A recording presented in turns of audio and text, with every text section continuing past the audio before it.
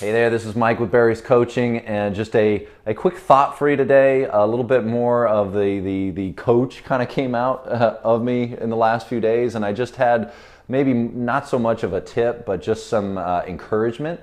And it sort of stems from, I've had the privilege to work with a lot of beginner swimmers recently, and I've noticed something similar among all the new swimmers, the beginners that I've worked with.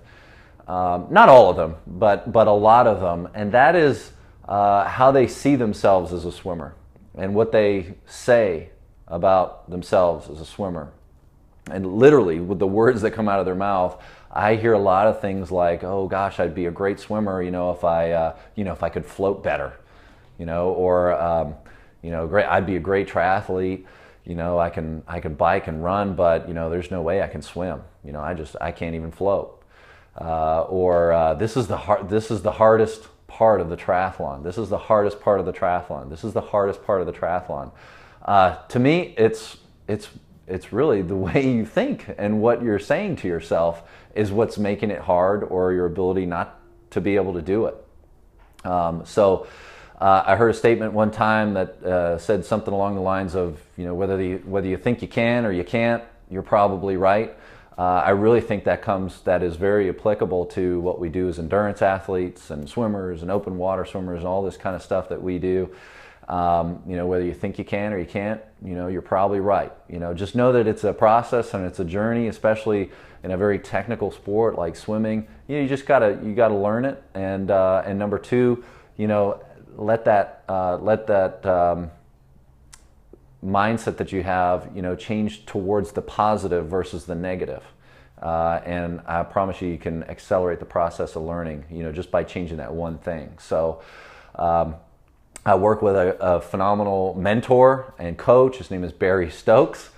And I'm sort of paraphrasing, but he says in reference to Ironman race day or training, you are more budgeting and managing the 6 inches between your ears than you are your physical ability on the day of a tough training day or race day. So what you say to yourself in your mind has a lot to do with your outcome, short term on a given workout or race, or long term in your abilities as an athlete.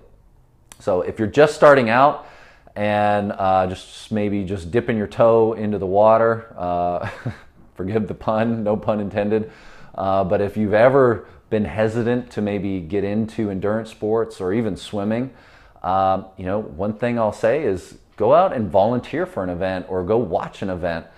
And you will probably find, or you'll be out there and you'll notice somebody out there that is maybe looks similar to you, and gosh, you'll be thinking, man, if they can do it, I can probably do this. So that's how you get started. And then the way you keep on keeping on is just by, knowing that you can achieve this. It just may take a little bit of time, and managing what you think and hear and what you say to yourself out loud. So I hope that helped. Thanks for watching and listening today, and we'll see you next time. Take care. Bye-bye.